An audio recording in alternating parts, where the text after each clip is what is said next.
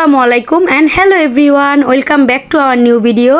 I hope আপনারা সবাই ভালো আছেন। আলহামদুলিল্লাহ আমরা অনেক ভালো আছি। তো চলে আসলাম আপনাদের মাঝে নতুন আরেকটি ভিডিও নিয়ে। আজকে ছোট ফুপি আর মেজো ফুপি আমাদের বাড়িতে বেড়াতে আসবে, তাই সকাল থেকে রান্না বান্নার আয়োজন করছি। আর তাদের জন্য আজকে আমি নিজের হাতে রান্না করব, আর সেই রান্নাগুলোই আপনাদের সাথে শেয়ার করব।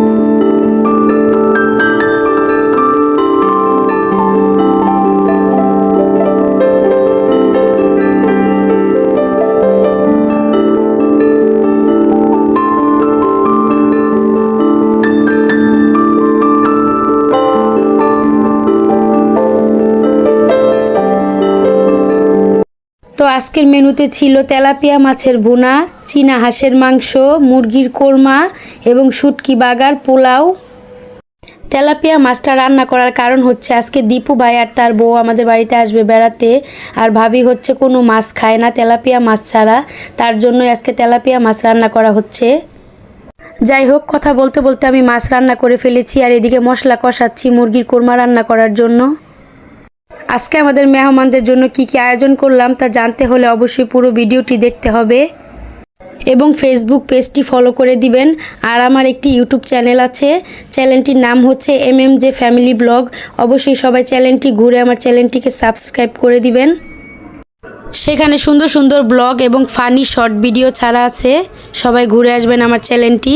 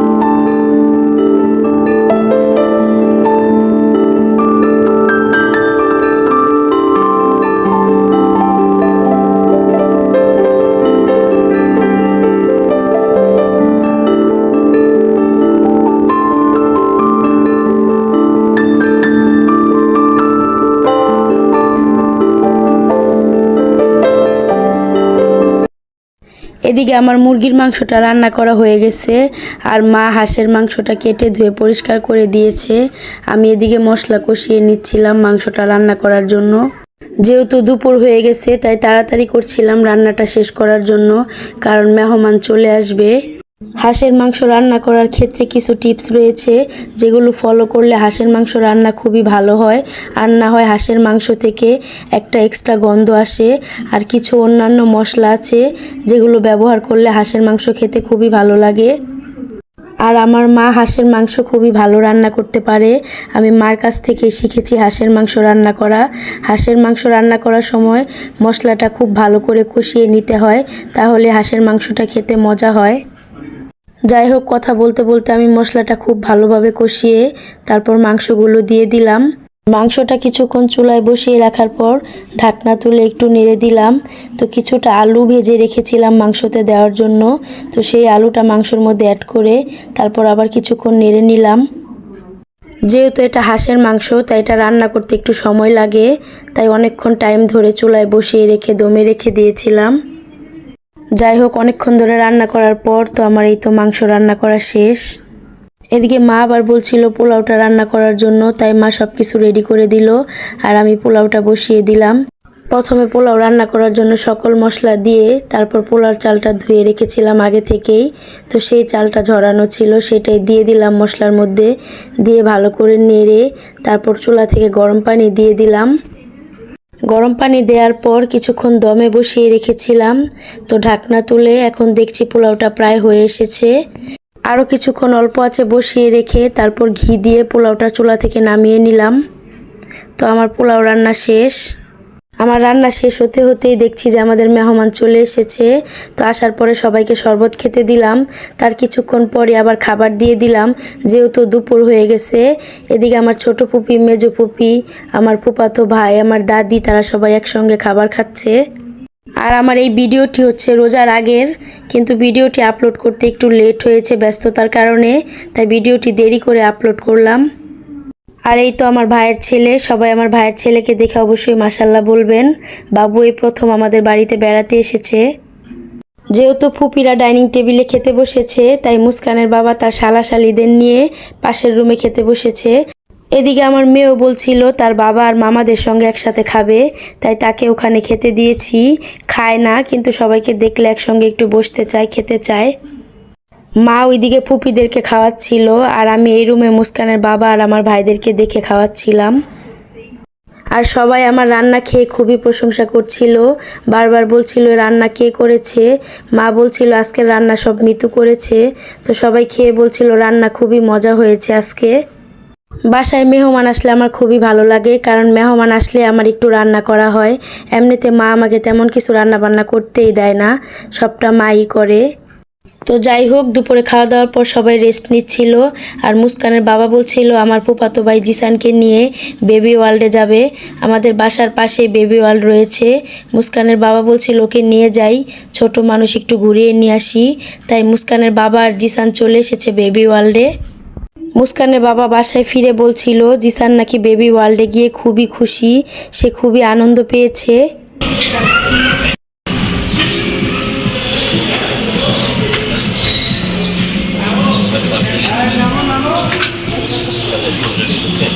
যাও জিসান, ভাইয়ের সাথে একটা ছবি উঠাও।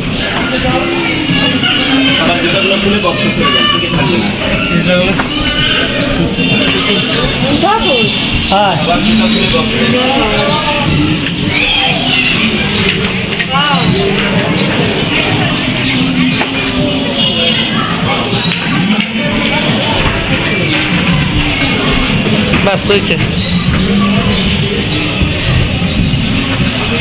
চলো আসো আসো, উপরে আসো।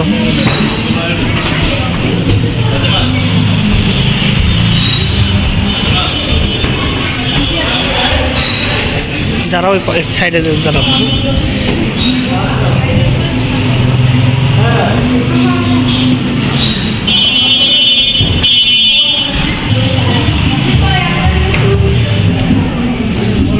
যাও।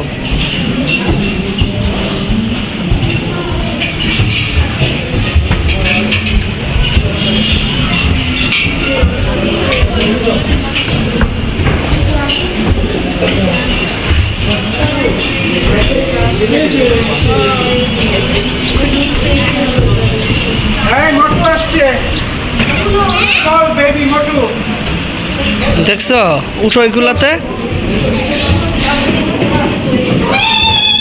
জিসান এটা উপরে উঠো, হ্যাঁ এটা উপরে উঠো। হ্যাঁ হ্যাঁ খেলো। ও ফাইন ফাইন। হ্যাঁ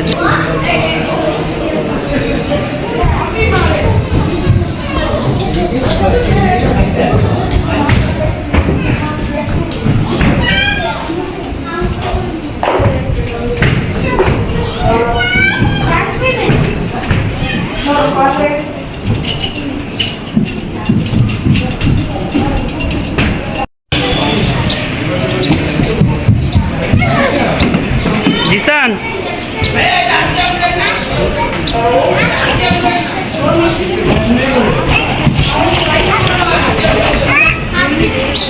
আবার আবার আবার।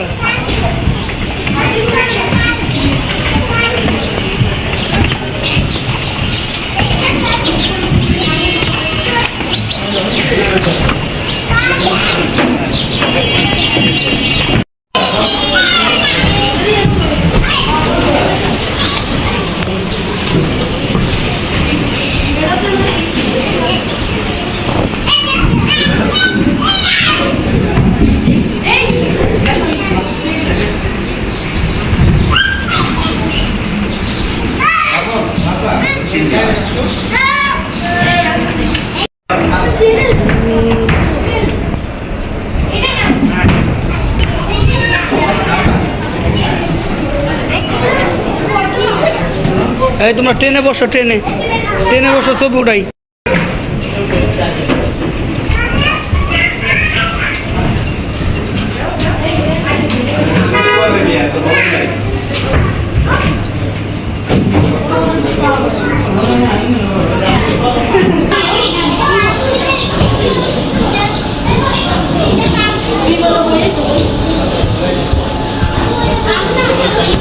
যাওয়ার ভিতর ফালাও।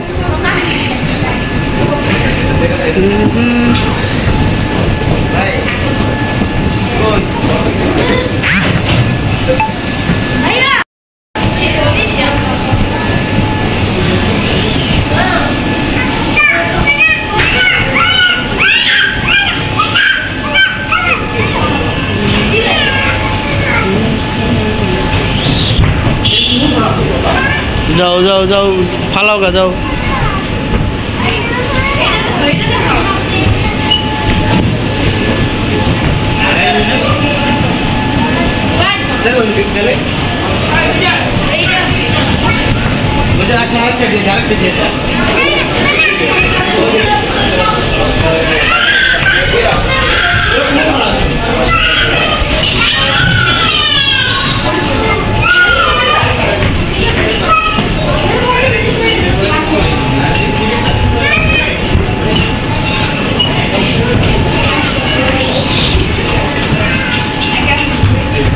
যাও খেলো। জিসানের ভাই আর জিসান ওখান থেকে ঘুরে আসার পর ভাবলাম সবার জন্য একটু বিকালের নাস্তা বানাই, যেহেতু ফুপি আজকে চলে যাবে, তাই ভাবছিলাম নুডলস রান্না করে খাওয়াই। আমার হাতের এই নুডলসটা আবার সবাই খুব পছন্দ করে।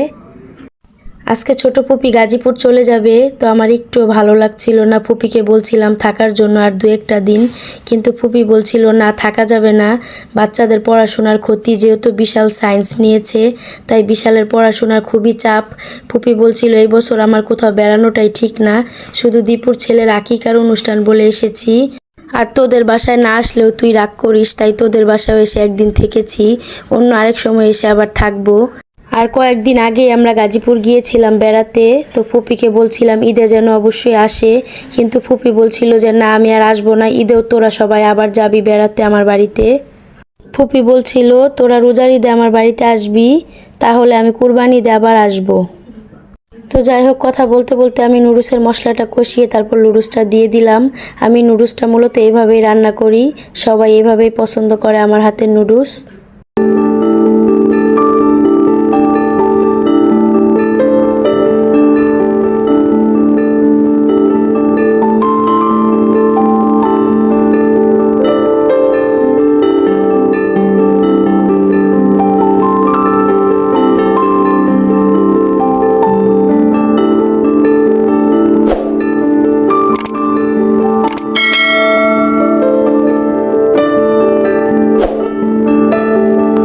নুডলস রান্না শেষে সবাইকে একসঙ্গে নুডলস খেতে দিলাম, সবাই খেয়ে নুডলসের খুবই প্রশংসা করছিল।